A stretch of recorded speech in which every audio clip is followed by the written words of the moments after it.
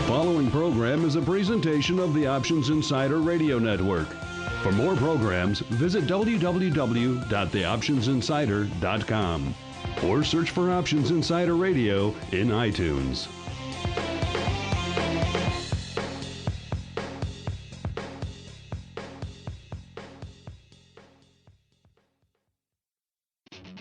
Mark Longo here from the Options Insider Radio Network and the optionsinsider.com, and I'm breaking in to your regularly scheduled program to give you guys an update on our Options Insider educational series. Now, a lot of you guys have been asking us when we're going to do something else like our groundbreaking Unusual Activity Forum that we held back in May at the CBOE. Well, mark your calendars for December 7th because we're diving right back into the educational fray with an epic event on that Saturday, December 7th. We're going to break down the retail options trading landscape with 3 seminars held in partnership with our friends over there at optionpit.com. We'll break down the key mistakes that cost retail traders real money in the real trading marketplace, as well as how to properly implement and manage and adjust some really critical strategies like debit spreads, credit spreads, collars, risk reversals, butterflies, covered calls, the whole 9 yards. And best of all, this is going to be an online event, so you can join us from the comfort of your own home in your favorite bunny slippers. Don't miss this epic educational extravaganza with 3 seminars from 3 of the leading names in the business. Reserve your seat today at theoptionsinsider.com/events. And now I'll return you to your regularly scheduled program.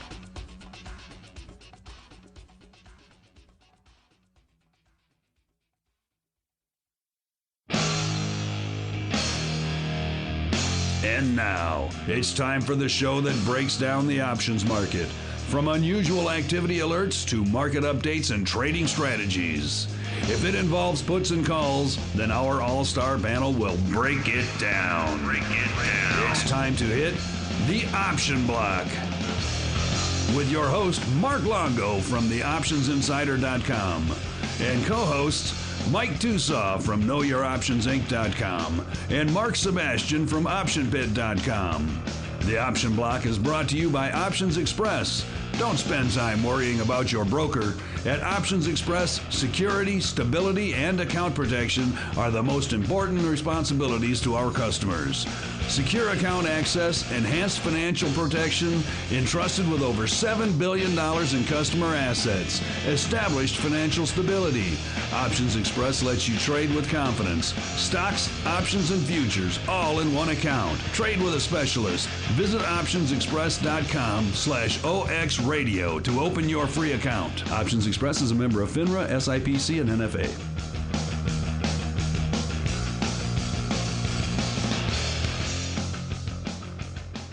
All right, everybody. That rocking tune means that it is time once again for the Option Block, everyone's favorite source for all things options related. Well, hopefully it's your favorite. That's why you're listening to this show. If it's not your favorite, maybe if we're in your top 5, we'll still be happy. Hope everyone had a great holiday here in the States, and for our international listeners, hope you guys had a nice, long, and restful weekend. My name is Mark Longo from the optionsinsider.com, as well as from a little thing we like to call the old Options Insider Radio Network, upon which many of you are listening to this fine program right now.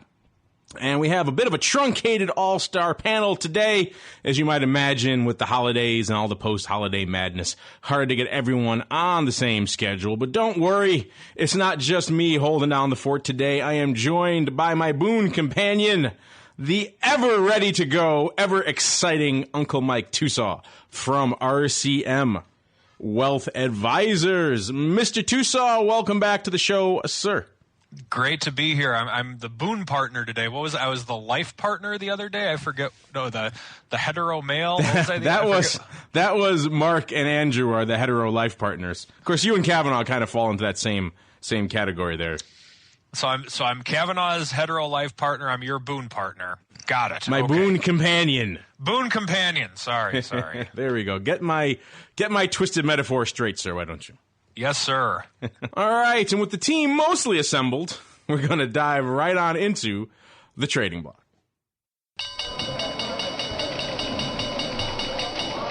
The trading block.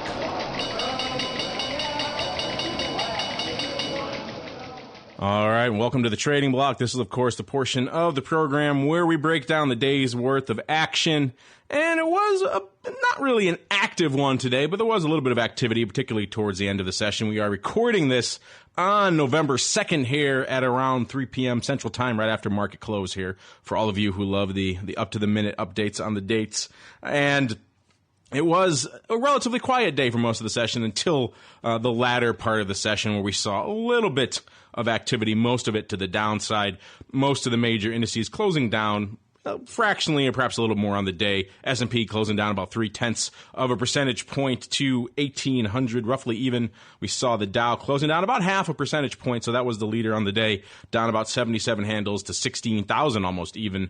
And the NASDAQ splitting the difference, down about 0.4 of a percentage point, or about 14.5 handles to 4,045. Not surprisingly, the holiday weekend over, a little bit of a sell-off. We saw a little bit of the juice coming back into the markets. Our good old friend, the VIX cash, which is bandied about often and really doesn't mean a whole heck of a lot, but we like to quote it here nonetheless because we know you guys love it. It's up about half of a point to about 14.25. So there was a little bit of a juice, but all in all, they're really, like we joked about on previous shows, we've seen people just kind of squeezing the life out of these markets for a while now, and we haven't really seen any signs of that ameliorating anytime in the coming weeks. Not too much on the horizon that really seems to be poised to put some juice back into the markets, at least not until Q1, where we see some of the big macro events people are prepping for, and some of the products we talked about before on the show, like VIX and a few other places. People have been making some interesting longer term, some might say crazier bets going on out in those products. But in the rest of the products, there hasn't been a whole heck of a lot lighting up the old tape. A lot of people still kind of feeling their way back in after the holidays. By the way, holiday weekend, everyone doing their cyber shopping, their Black Friday shopping. If you haven't had a chance to do so yet, big Cyber Monday deal going on for the webinar we're doing with our buddies over there at Option Pit. Check it out, theoptionsinsider.com/events. You can save 20% if you register right now for that webinar. Coming up this Saturday, so the clock's ticking, but that should be a fun one. Speaking of the holidays, how was your family holiday, Mr. Uncle Mike Tusaw? Well, couple things. First off, it's Tuesday for most people, so I'm assuming the deal is a Cyber Tuesday deal on the 20% off. Is that correct? Yeah, we'll roll it over to Tuesday for listeners of the Option Block. You're a pioneer doing Cyber Tuesday. I love it. And then the other thing we have, I think you had said that it's November 2nd, but it's actually December 2nd, unless I fell asleep for November, but I don't think I did. But I might have been asleep with a switch there and said November 2nd, in which case our listeners are very confused. And yes, it is December 2nd. Very good, very good. No, it was a great holiday weekend. It looked like the Green Bay Packers were the turkeys this past weekend, so all the Chicago faithful will be proud. At least, even though the Bears didn't do so hot yesterday, at least the Green Bay Packers lost, so most Chicagoans will be happy nonetheless. But no, it was a good time. Happy to be with family, as always. What is the big Tusaw holiday tradition? Well, this year we started a new one, taking my son to the emergency room on Thanksgiving. Oh, geez. You can't even blame the snowmobiles because there's no snow on the ground, yes. No, my son actually has a peanut allergy, and it's one that he's never had anything serious happen to him his whole life. He's going to be 7 in January, and so he was diagnosed at a very young age. We've been very careful with it, and then had some sweet potatoes over at Grandma's house that had nuts in it, and wasn't anything bad. It just, he was starting to swell a little bit, and we didn't want to take any chances. So for those of you that have peanut allergy kids, give them the EpiPen right away. It's a lot better to be safe than sorry, and it was much better to have to go to the ER for an hour or two as opposed to going to the morgue a couple days later. So my son is doing really good, but hopefully that's the last of that tradition nonetheless. Yeah, that's a scary one. We're fortunate we don't have any crazy allergies here in the family. Sounds like your son's allergies is pretty severe. I mean, obviously he didn't have too bad of a reaction, but even just swelling up a little bit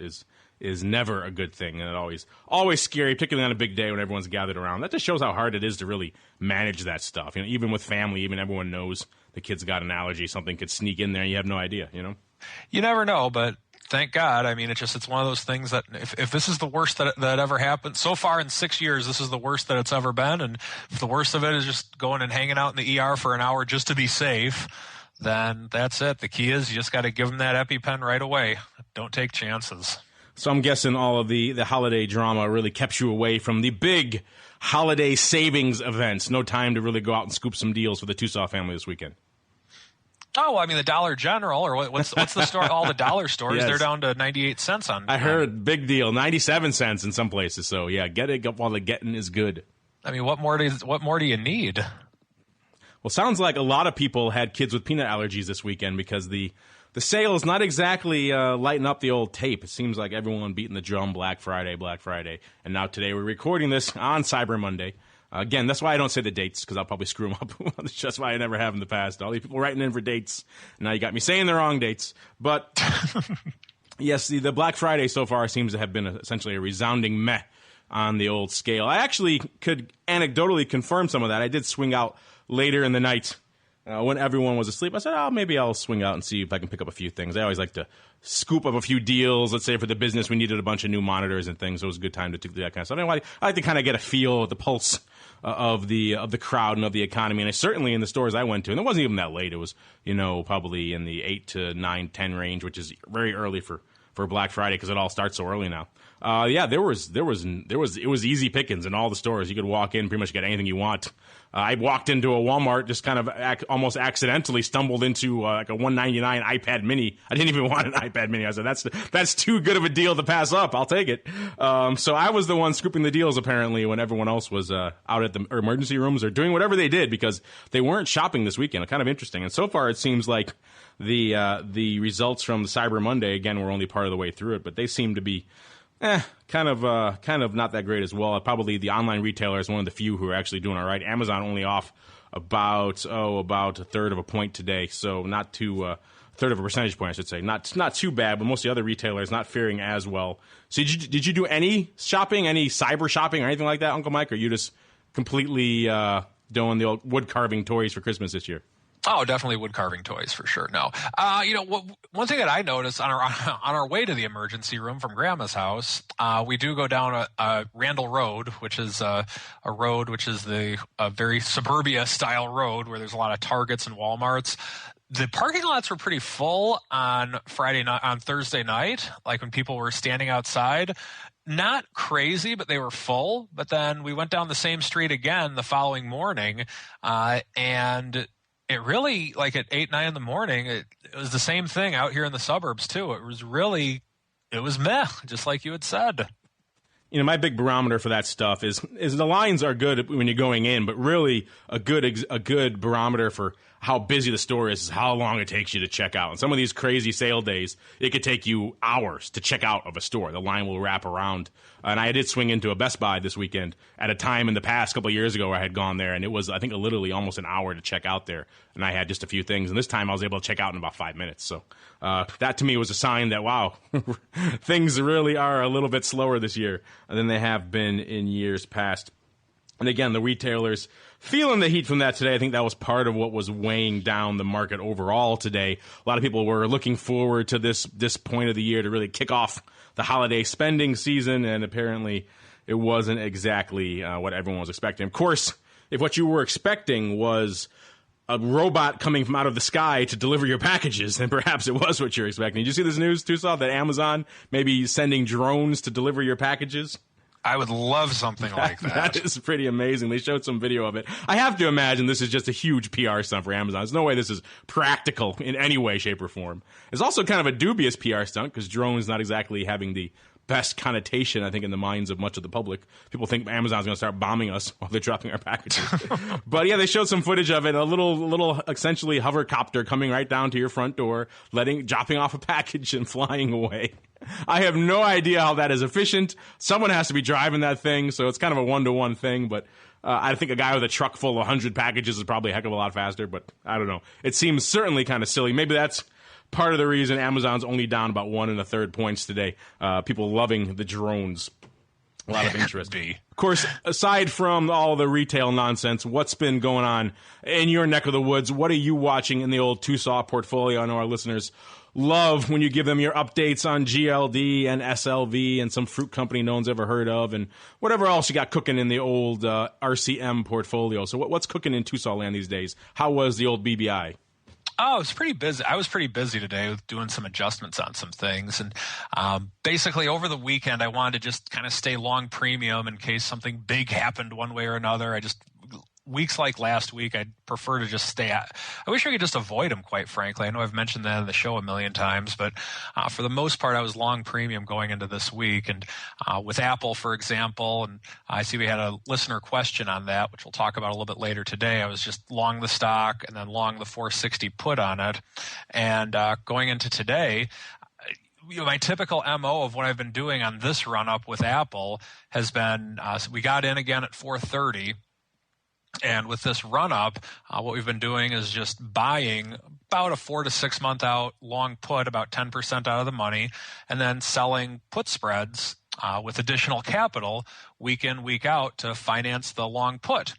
And so just looking at it today, I had a couple of thoughts going through my head as to what I wanted to do with it. The first one was to roll up the 460 put. Now, to give you an idea of it, we'll just use 1,600 as the amount of shares, just because that's kind of what in the unit that works best in my head to kind of give you an idea of this. Let's say we have 1,600 shares of Apple, and we have 16 of the 460 puts. What I typically try and do is keep the delta somewhere between 1,200 and 1,300. And by doing that, we're still able to capture, just do the math, we want to capture about 70% of the upside. That'll give us a little bit more of the upside. And if we have a major run up, then we'll get an even greater percentage of it. And then if we're going to be going down, what I like to do is take on no more than 30% of the downside. Now, does that work every time? No. But that's the goal of what we're trying to do with how we hedge ourselves. So today, as I'm looking at it, I'm thinking, okay, if I roll up to the 510 level, I could do that. I looked at April, looked at June, and then I'm looking at the put spreads that were available. Now, granted, this was earlier in the day when Apple was a little bit higher. Before it was actually ahead a few dollars when I was looking at this. I'm looking at the put spreads, and there's really not a lot of premium available by just selling a bull put spread on it. So I'm thinking, okay, if I roll up the long put and then just sell a bull put spread, it's really not going to give me what I want because yes, I'll get some time decay, but typically I'm looking for maybe somewhere between $1 and $1.50 if I'm doing maybe $10 or $15 out of the money on these put spreads. And typically I'll do for every 1,600 shares, I'll do like maybe a 10 lot or an 8 lot or something along those lines. I don't want to take on too much risk because the ultimate goal of the overall position, I want to be just slightly with positive theta. So I'm looking at it and it's just not giving me what I want it to get. It doesn't match up. So what I'm doing now, it's something a little bit different. I actually ended up doing a day trade today, and I don't usually do that. But what I did is I did a 540 calendar spread. I went long the 540 December week 4, and then short the 540 December week 1. Now, by doing that, I left the 460 put where it was. And you might say, well, why are you still doing that? Well, what that does is it then lets the calendar spread function as a hedging device as well as a time decay device. And granted, I had to do a 15 lot as opposed to just an 8 or a 10 lot, but it only cost me like $5.50, so I was fine with that in terms of the actual risk capital. So what I'm doing right now is I'm keeping a long put fairly out of the money right now. So let's say that Apple goes bankrupt tomorrow. We have something there to protect us. But in the near term, what we're using is a calendar spread as a means of not only getting time decay to finance the cost of the long put that continues to hover over our heads, but it's also serving as a little bit of a hedge in case of a minor pullback as well. Now, today what we did, Apple immediately went down right after I did that put spread. Now, this doesn't happen every day, and quite frankly, it typically works the opposite way, but today it actually went down pretty much immediately after I put on that put spread. And so I rolled the 540 put spread down to a 535 put spread with the same expirations. And so by doing that, I took maybe like $1.50 off the table in terms of risk, but we're still at approximately I'd have to look. I don't have my screen up right now, but last I looked, we're still between the 1200 and 1300 delta range. We still have time decay going, and if we do have some type of an Apple bankruptcy happening, we still have the 460 put in case something drastic happens to the downside. So a lot going on with Apple, and it can be entertaining at times, that's for sure. And as you mentioned, we'll get into more. Of course, you got into a lot of it there about the construction of the hedging, but that was a little shorter term. I think our listeners are going to have some interesting questions on how you strike selection and things like that, too. But yeah, that's a good example. Too bad Andrew isn't here because he would really appreciate that amount of doing stuff, I think, on your long puts, which is certainly what you need to do when you're looking to offset all that decay. Of course, you're also playing in a lot of other products, including the metals. Not a heck of a lot going on in the metals today. Anything really catching your eye out there today, Uncle Mike? Gold and silver, GLD and SLV did come down a little bit today. SLV actually went down probably about 70 cents on the day, I believe, last I looked. I closed all my stuff off so that way you guys can hear me in a crystal clear voice for the benefit of our listeners right now. But right now in silver, I'm in my most ultimate favorite position to be in with silver whenever it's going down, and that is cash. Got out of it a couple weeks ago, and I've been waiting to get back into it, but I wanted it to stabilize a little bit, and it just continues to go down. So the answer of when I'm going to get back into silver is what I tell my clients, not today. And so until we see a little bit of stabilization, I'm not going to get back into it. GLD, we're at a point to where we've been taking profits on the puts on the way down, and we're by no means profitable on GLD over the last couple months, but we haven't really lost too much because we've been pretty tightly hedged. Right now, I'm actually long the underlying and then also long the January 115 put. And then to finance it, where I'm at today, I got into a 118 put calendar spread. And what that does is that gives me the ability to collect time decay and not have any of an upside cap. Because one thing that I've found in the metals is that when they go up, they typically don't mess around. And I've just spent too many times rolling up covered calls on collars. It really doesn't work too well if it goes up too quickly. So with that in mind, just my opinion in general right now in the market, it's not a good collar market, but I think it's a very good long underlying, long put spread to finance the long put market, if that makes sense. And that's not just in the metals. I feel it's that way in equities as well. Yeah, those metals, we talked about on the show before how you've sometimes had to leave your covered calls uncovered, if you will, and just kind of let the dice fly on those because you're right, you're just rolling like a madman at a certain point. But on the flip side, on the SLV side in particular, no line in the sand yet. No, I'm going to write the Jan 17 half put or something like that, and that's where I'm getting back in. None of that yet. You're waiting to see how the dust settles first. Yeah, and right now we're getting close to the lows again, so it's getting pretty close. And the other thing that I might do is I might just take away the funds that were allocated to SLV and just put them into GLD and then just have a major focus on GLD. I am liking what the option premium is in gold as opposed to silver in relation to how I expect the underlying to move. So that's a choice as well. But I would say in the next couple of weeks, it's going to be, I'm excited about the potential entry points in the metals, whatever way we decide to go. It is interesting because a lot of the silver bulls out there have been thinking, okay, we kind of had we hit the trough now and it seemed like we were starting to turn on the upside of that curve there, and then all of a sudden today it kind of just takes it on the chin a little bit again today. In fact, it's funny. I'm looking at the news here in our platform. I guess maybe not funny if you're a diehard silver bull, but I'm looking at the news here in our platform, and the last news on SLV is from the 30th of November, and it says, SLV hits a new high. And I was like, that's odd. So not too much news going on, and just it seems like a lot of interesting stuff weighing on the metals. Yeah, and you're right. A lot of people are kind of doing that dance right now of, do I get back in? Do I wait? Do I maybe write a put and pick my place there and then risk catching an aggressively falling knife? All the fun stuff going on out in the metals these days. You play it all in nat gas, Uncle Mike? Because I know a lot of people have been starting to get a little more active out there these days, seeing a little bit of movement after it seemed like it was kind of pegged around the 3.5 level for a long time. I mean, I know you like the ETFs, maybe like a UNG or something like that. Stay away from UNG, but in general, FCG, I believe is what it is. It's an ETF I've played in the past. It's the the ISC actually has an ETF to where they do stocks that have natural gas-based companies. Not in anything right now, but we have taken a couple profits on it throughout the year.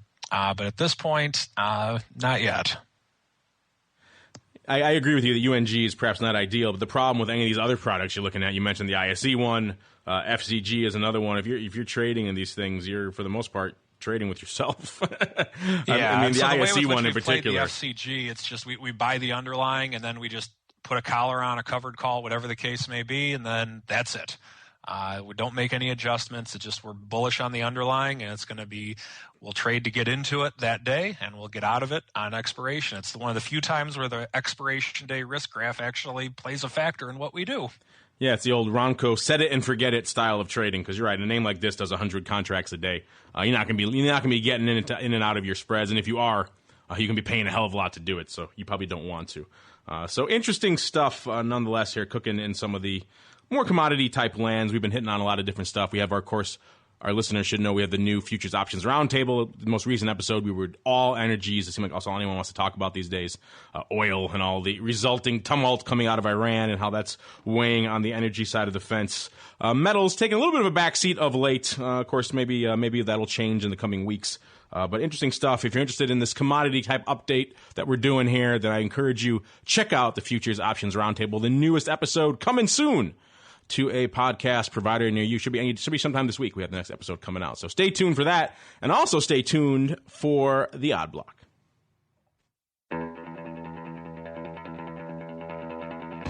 It's time to break down the most interesting, unusual, and downright questionable options activity that's been identified by theoptionsinsider.com.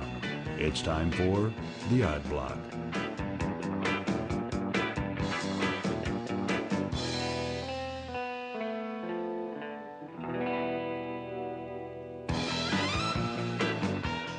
All right, everybody, that funky tune means it is time once again for the Odd Block, the portion of the show where we break down the interesting and perhaps somewhat dubious activity we're seeing lighting up the old tapes here in the options market. Uncle Mike, I hope you have your fedora at hand because you are my option block co-host for today. No way around it.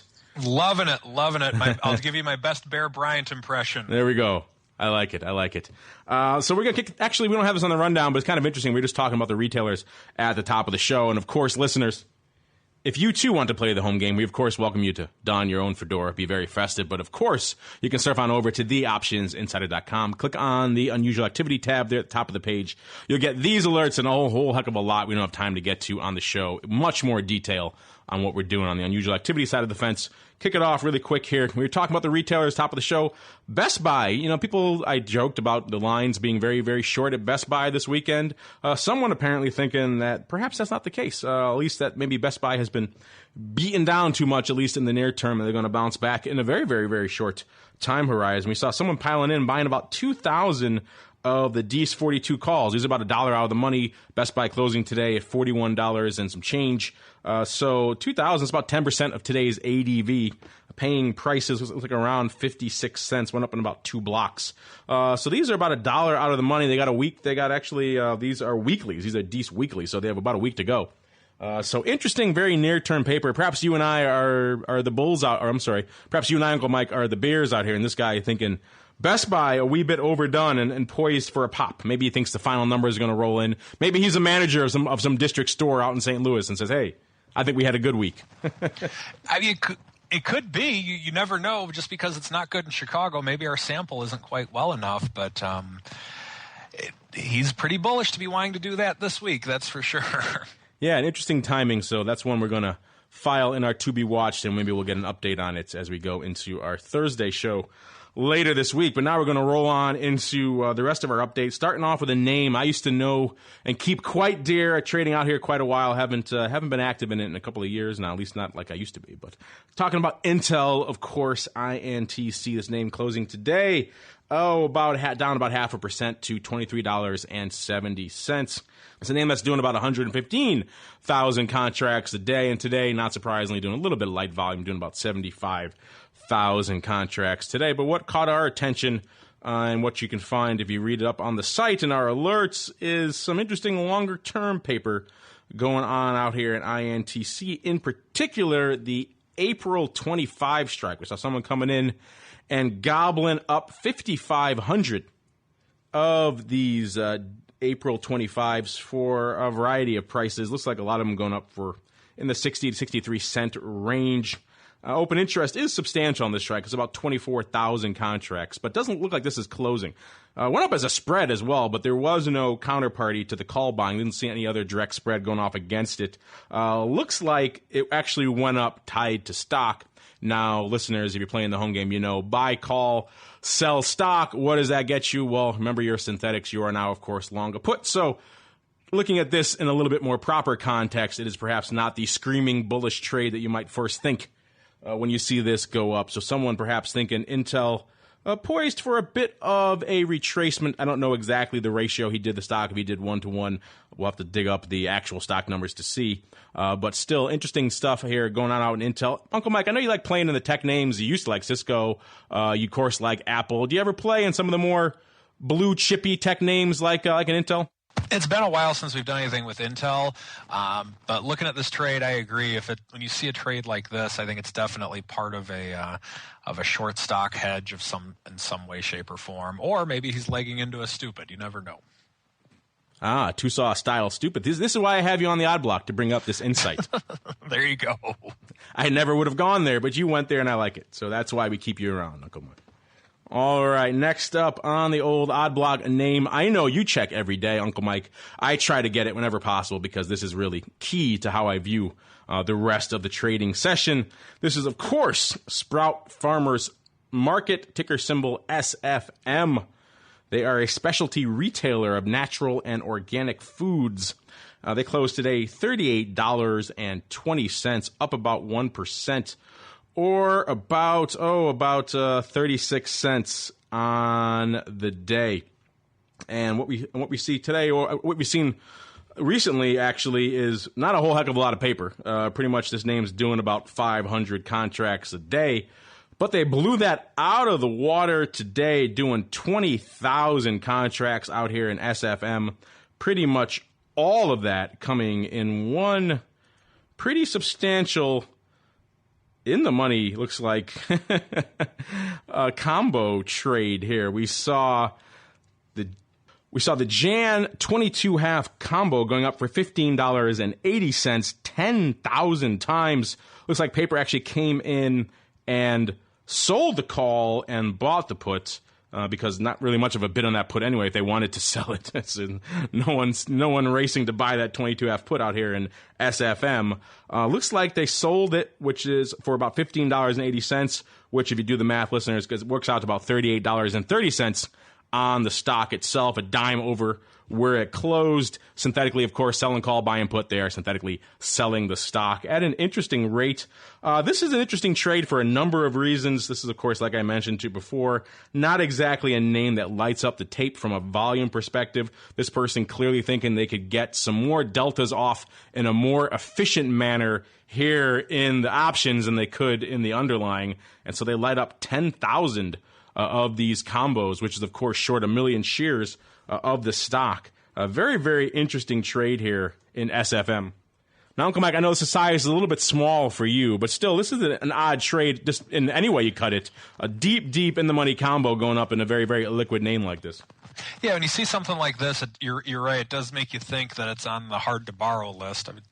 I'd be curious to see if that is in some way, shape, or form, because, I'd prefer if I could just short the stock, but you never know. That's probably what it would be. Yet another example of the institutions turn into the options for liquidity they can't get in the stock. So interesting use case, and you, of course, listeners, you can play that home game as well, using combos to get some liquidity in names that maybe you have a harder time getting in the stock. Of course, don't have to do 10,000 contracts. You can do a 10 lot or whatever size is appropriate. But interesting to see some people choose, and interesting they chose those strikes too. That's just an interesting construction all around. For whatever reason, they found it easier to get off 10,000 of the combos on that strike than any other. Interesting stuff. We might talking to the execution firm on that one to see how they put all of that together. But we have to keep moving on with the old odd block. Another odd block special coming up here today. Of course, a little bit more expensive than some of our odd block specials, but an intriguing name nonetheless. This is Forest Laboratories Inc., ticker symbol FRX. Let's see. This is the name that does about 1,000 to 2,000 contracts a day, doing a whopping 26,000 today. On some pretty bullish activity in the underlying. The name closing $56.32, up about $5 or nearly 10% on the day. So catching the tailwind out here in FRX and really just lifting the name aggressively. Not surprising, we saw someone coming in, scooping some calls that were out of the money. Actually, they were about at the money when he bought them. Now they're well into the money. He bought, about 1,000 of the DEES 55s. Total volume on the day went up to about 2,000, nearly 2,200 contracts. Prices initially around 90 cents. Who knows where the latter got filled? I'm guessing quite higher because these calls went out $2 at 220. So this guy's already essentially doubled his money throughout the session. Again, probably another good example of scooping deltas, scooping liquidity that's available in the options, perhaps not really readily available in the underlying stock itself. And not too much to really read into this one. This is the name that you're seeing a run up. You want to get long some deltas. Options are a good way to do it. Uncle Mike, I'm assuming that's a ploy you employ on a regular basis. You're looking at some underlying and you're saying, well, I don't know if I can catch the stock where I want it. Maybe I'll scoop some deltas and some calls. Is that a trick you employ on a regular basis? Loving that trick lately when we have a lower volatility environment. My opinion, once again, we're in a lower volatility environment, and I really don't feel comfortable buying the market. I think this is a great time in general to be buying calls if you have that feeling like, well, I don't want to take a chance on the stock, but this market's really going up a lot. I love buying calls in that type of an environment. Yeah, we said it on our most recent episodes that vol is kind of being squeezed out of these markets. They're rolling through multiple holidays, seeming like simultaneously. So not a bad time if you want to put on some premium to do it. And I was actually listening to some people who are some diehard covered call writers over the weekend complaining how there are no opportunities for them. And when I hear that, I know that's always a good time to say, hey, maybe time to put on my buy-in pants because it's an interesting time to load up on some premium. Speaking of loading up, we got our final name here in the old odd block. Another little one. We haven't talked about this one, I don't think, in quite a while. This is Avon Products, Inc., ticker symbol AVP. Closing today at about 17 in the orders, or about unched on the day. It's the name that does, about 4,000 contracts a day. Another one lighting up the old tape from a volume perspective, doing nearly 28,000 contracts. A lot of paper lighting up the tape, and pretty much all of that, a good chunk of that coming in one sizable put spread, which looks like it was a roll. We saw the Jan 2017 put spread going up 8,000 times for a total of 16,000 contracts. So a good chunk of that ADV going up in this one spread. Looks like the 20 side was a closing sale and the 17 side was an opening buy. So this is somebody here who's taking advantage of an opportunity to roll on down with these puts. There's about 11,000 open on the 20 strike, only about 5,000 open on the 17 strike. So it seems like, given what they've been seeing in Avon of late, and of course, if you've been following this name back at the end of October, they got clipped pretty good. Went down from about 22 down to about the high teens, 18 into actually got down to the 17 handle at one point there. So they've been vacillating at the lower end of this range. This guy had those puts on earlier. He's fared fairly well, and now he's taking an opportunity maybe to take some profits off the table and roll on down to a lower strike. So again, the Jan 17 20 put spread closing on the 20s. Looks like he's opening again on the 17. So still staying bearish here on Avon, or perhaps still looking to hedge, but rolling to a more relevant strike. Uncle Mike, is your wife out there beating the doors, hitting the doors for Avon or Mary Kay or any of that fun stuff out there in scenic and lovely St. Charles? No, not quite. I like the roll. A lot of people need to do rolls at times. They think that once they put on a protection or something along those lines, that there's a law that says they have to stay at that strike price and then keep it simple, keep it even. Folks, roll. I mean, I think you should, if you get some profit and you're not quite sure about what you should do with it, there's multiple strike prices for many reasons, and I think that a lot of people need to look into rolling options for taking profits or adjusting hedges more frequently. I think all that talk of puts and strike prices is a perfect segue for us to dive right on into the mail block. Now it's time to empty the mailbag and see what our listeners have to say. It's the mail block. All right, welcome to the mail block. This is my favorite portion of the show, as I've said many times in the past, because it's your opportunity to join us here and make your voices heard on the old All-Star panel. And just Mike and I today, you have a lot of room to make your voices heard. So we're going to kick things off with a question actually directly for you, Uncle Mike. So good thing you can make it on the show today. Maybe this comes from your long-lost cousin. He's Mountain Man Tim. I like that handle. That's a good one. We got some good handles today. His question is as follows. He writes, this question is for Uncle Mike.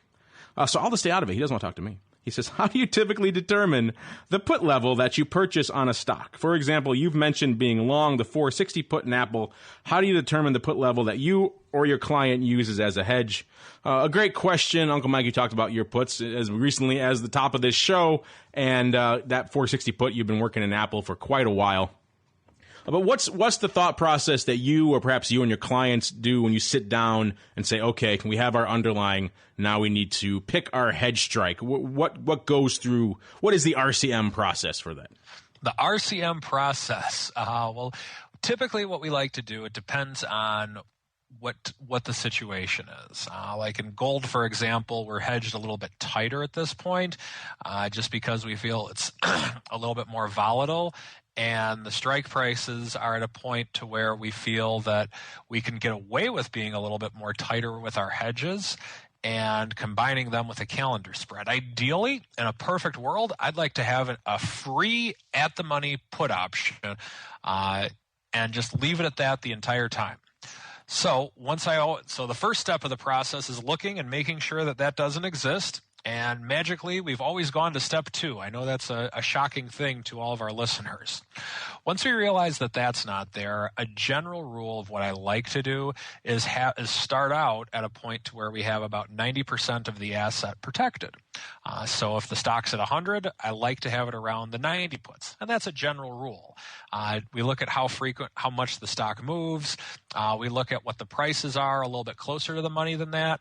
But a general rule we like is to have it about 90% hedged. Now, from there, we have the adjustment period, meaning at what point do we adjust the option, and do we roll it down if it goes down? Do we roll it up if it goes up? And typically in 10% increments is when we take a look at it. Like what we were talking about with Apple earlier in the show, I had every intention, my first choice was to roll up that option to the 510 level. So you'll notice that that's still approximately 10% out of the money. But in combination with using that along with a put spread to finance it, wasn't there. So this is why it's important to where you have to be nimble in that if you're looking to run the ball and the defense puts 9 in the box, you got to audible to your hot reads and throw a pass. So with that, today's example, to where the first choice, the play called in the huddle that we normally like to do of rolling the option up to where it's protecting 90% of the asset again, we didn't feel it was justified. So we had to call an audible. And what we did was we're using now a put spread as a portion of the downside hedge as well as part of the financing. Normally, I like to do a covered call, but just quite frankly, Mountain Man Tim, in this marketplace, it's just not there. So since it's not there right now, I'm not going to try and fight the market and try and sell those out-of-the-money covered calls for 12 cents on a $150 underlying or whatever you're doing. I just think that's a losing battle. So you got to try and do it another way. I'm of the school of thought there's always a way with which to sell time decay somewhere. You just have to figure out how to do it and be savvy about doing it. It's funny you should mention being savvy about doing it. I had a conversation with a family member this weekend who has learned what I do and has become enamored with options as a result, particularly in the premium writing category. And as we all know, that could become a dangerous lifestyle choice. But he was complaining as well this weekend that he's a covered call guy and he just couldn't find any opportunities. And I tried to explain to him, and maybe that's a good sign that perhaps this is the time to step back a little bit and say, okay, you don't need to write a call every week or every trading session. You could pick your battles a little bit more, because this person isn't nuanced enough to be able to go out and manage any sort of diagonals or any sort of calendar spreads to really try to harvest some theta. So he's stuck looking at covered calls, and there's this mindset you have to do these trades all the time, and you have to do them, and you have to do them, and you're foregoing money if you're not doing them, so you're just putting on risk for very, very little reward. And as Uncle Mike likes to say, don't do it if you don't have to. This is a good opportunity. And I tried to get him to think about maybe buying some premium. He couldn't really wrap his head around that. But at the very least, he was open to the idea of not selling more if it was not the right time. And so perhaps that's the best lesson of all. So well done. Are you sure this isn't your cousin here, Uncle Mike, Mr. Mountain Man Tim? This isn't a long-lost cousin somewhere or something like that? Well, it's funny. Tim, our wealth manager at RCM, he actually grew a beard within the last couple of years. So maybe it's Tim, our wealth manager at RCM. All right, next up, we have a question from John Jones. Hey, maybe this is the UFC heavyweight or light heavyweight champion writing in. We'll see. I didn't know he was a fan of the show. He certainly has some cash to put to work if that's him. So welcome to the show, Mr. Jones. And he writes, what's the All-Star panel's take on Twitter here? Long calls, long puts, other... this is a common refrain we have people writing in all the time with some variation on this theme. Twitter, of course, being a hot name, everyone's kind of watching this one. Everyone wants to play, and we've been keeping an eye on it, as you might expect here at Insider. We haven't really put anything on yet. It's been more kind of getting a feel, actually pulling a bit of an Uncle Mike and watching and seeing a little bit first before we dive in. We talked on earlier shows that the volume was through the roof, and it was doing well, not perhaps as well as a Facebook, but doing well in the opening salvos. That has since come off quite a bit. That ADV, as to be expected, has generally drifted down from well over 100,000 and dropped. And the ADV now is about 69,000 contracts, so nearly 50% of what it was. And on a day like today, it did 50% of that again. It did only less than 30,000 contracts. So you're starting to see the liquidity come off a little bit in there as the bloom comes off the rose a bit. People starting to get their feel for it. So it's not as liquid, not as volatile, not as active as it once was. So bear that in mind when you're trading out there in Twitter. That said, there still are some opportunities out there. I guess I don't know, John, you didn't really write what your take is, how we could help you structure something if you're bullish, if you're bearish, if you want to collect premium, if you want to go long vol, what your take is on any sort of that. So we're kind of flying blind from a directional sense. But there are a lot of things. I hate to come out and just recommend people, for example, if you want to get long something like a Twitter, to just blast out puts. That's what a lot of our audience does anyway. They certainly don't need us condoning them coming out and, let's say, blasting out something like the, D's 39s for 60 cents or something like that. But that said, there are fairly attractive implied levels on some of these downside strikes. Perhaps not as juicy as they were. Like I said, that hard to borrow level has come in a bit as well. The puts have come in commensurately. You're still seeing about a 50 vol in some of these lower strikes in the mid 30s, higher 30s there, which is a decent premium level for something like this. So if you do think Twitter may retrace a little bit or it may pop, that could be attractive. Of course, a lot of our listeners may not want to also come out and get naked long. I saw some people talking on our site earlier about the D's, the D's 39, 41, 43 Iron Condor trading for about $1.40. That's right around the at the money. Twitter closing today, $40.78, right around the 41 strike. So that would be about a 2-handle out of the money in either direction. Iron Condor. If you think Twitter's not going too far, you might want to sell that one. Of course, then you only got 60 cents risk. If you think Twitter is poised for some move, you might think that's cheap. I wouldn't really go on the cheap side, but still, that's an interesting trade. We see some people lining up there. A lot of our listeners, of course, avid Iron Condor traders. Not so much myself, but those guys on the Twitter side loving Iron Condors. I'm more of an iron type fly guy.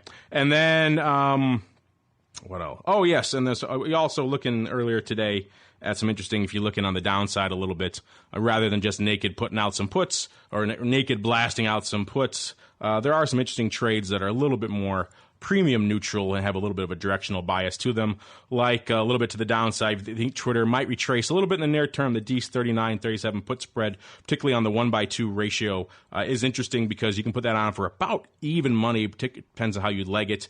And then, of course, you'll get some. If it traces near term, you'll get a good bang for that buck. And you're covered to the downside. Of course, you'll be getting long some Twitter south of 37, but you're covered to the downside for a while. So if you do start getting some stock put to you, it's at relatively attractive levels compared to where the underlying has been. So that's not a bad one as well. So it depends really how you come on which side of the fence. If you like to be more straight out premium seller, if you like to be more premium neutral, if you like to be more of the risk mitigated iron fly, iron condor type guy, there's a lot of different ways you can skin this cat depending on how you look at it. Uncle Mike, I know Twitter is a bit outside of your radar for most of your clients, but if you had to take a tilt at this one, which way would you be leaning? I want to be bullish on it. I think it's a neat idea. It's a great company. Typically, if I'm going to take a stab at something, a lot of people, if you're a dyed-in-the-wool premium seller, then you think, oh, okay, I'll sell a put spread. And I'll risk $5 to make $1, and I'll sell a put spread out of the money.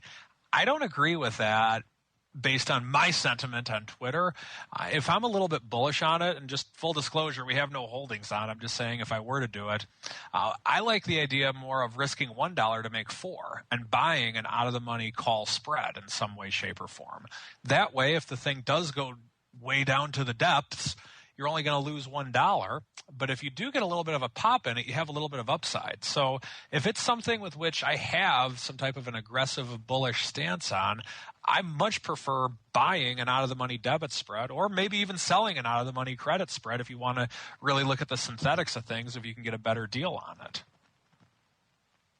Oh, you degenerate premium buyer, Uncle Mike. Always telling our listeners to buy, buy, buy. It's like you're in the pocket of the OCC or something, sir.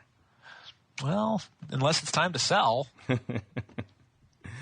All right, so hopefully we at least touched on your question a little bit, John Jones. Like I said, there's so many different ways to skin that cat that it really depends on how you're looking at it. But I'm more in the neutral. I'm not perhaps as bullish as Uncle Mike is. I think they got a pretty strong valuation to begin with, and they still haven't found. They've been going for 5-6 years now. They really haven't had a chance to really crack that nut and actually making money. So I'm not perhaps as bullish as he is. That said, if you want to take those viewpoints, or if you have your own viewpoint, there's a few different ways you could express them. And we open the floor to you guys, too. We love you guys to write in and see how are you guys taking the tilt at Twitter. What are you guys doing out there in those options? Are you bullish? Are you bearish? Are you writing put spreads? Are you buying call spreads? Are you doing diagonals? Are you doing calendars? Are you an iron fly guy? Are you an iron condor guy? What's your poison? Let us know what you're up to out on Twitter, and you could write in and we could discuss it here on the All-Star panel for the benefit of all and sundry. All right, unfortunately, that's all the time we have. Uncle Mike and I really gassed on here for the mail block, so for everyone who wrote in, we'll get to your question on a later show. But now we have to keep on rolling right on into our final segment, Around the Block. Around the Block.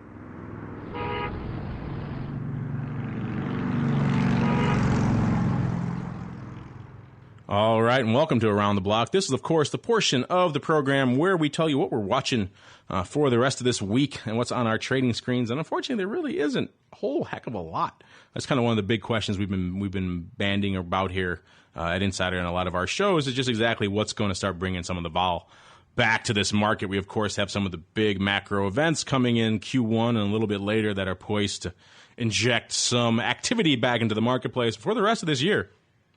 Isn't a whole heck of a lot that we're really too concerned about. What about you, Uncle Mike? Anything you're watching that's really catching your eye for the rest of this week? Well, we have non-farm coming out this Friday, so that's something you always have to watch. Just a reminder, if you do have any options on SPX or RUT or any of the options that settle based on the open, make sure that you are prepared for that risk. The option doesn't really close on Thursday afternoon like you might think it does. In case you haven't read the contract specs, it actually is closed based on the open of the market Friday morning. And a lot of times, if you're thinking you're getting a steal, selling an option in one way, shape, or form 5 minutes before the close on Thursday, remember, you have non-farm with which you're taking on that risk. The other thing with which we are watching is, I believe Bernanke's last meeting is coming up on the 16th and 17th, if I'm not mistaken. And I don't know if it's really going to be a big market mover, because if I were him, I would just want to go out and say, I was Bernanke, I'm smart. The markets were at an all-time high when I left, so I'm smart. Let's not mess that up, and let's leave the dirty work to the next person. So we'll be watching it, but not sure if it's going to give us much action, if any. You know, you'll be wiping a single tear from your eye when Uncle Ben takes his put and finally goes home.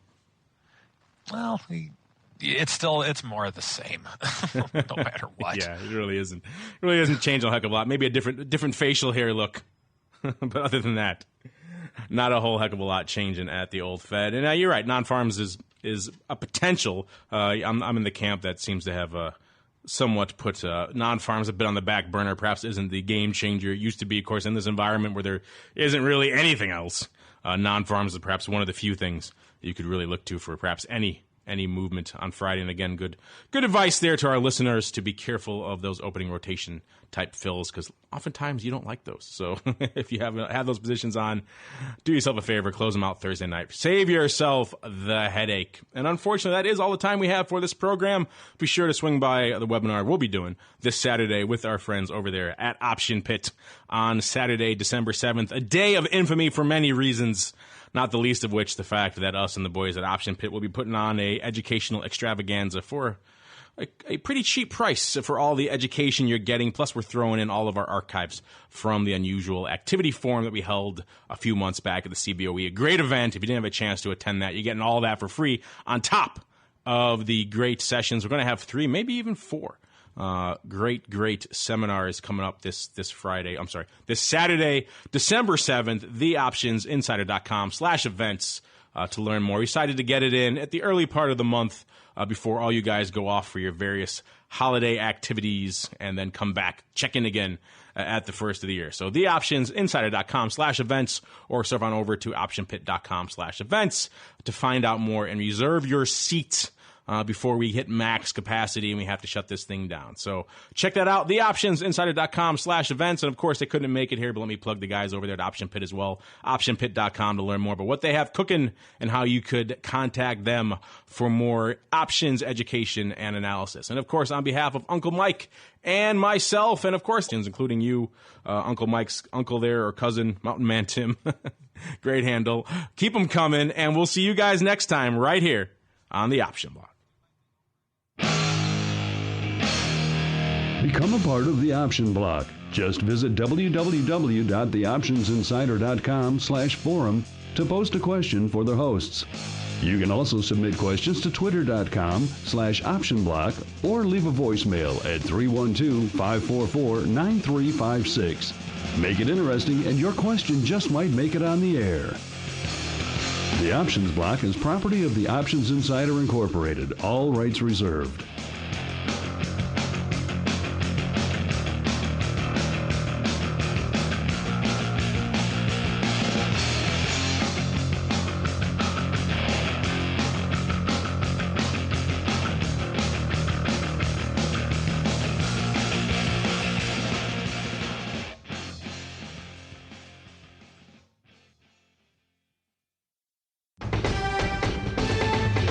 The preceding program was a presentation of the Options Insider Radio Network.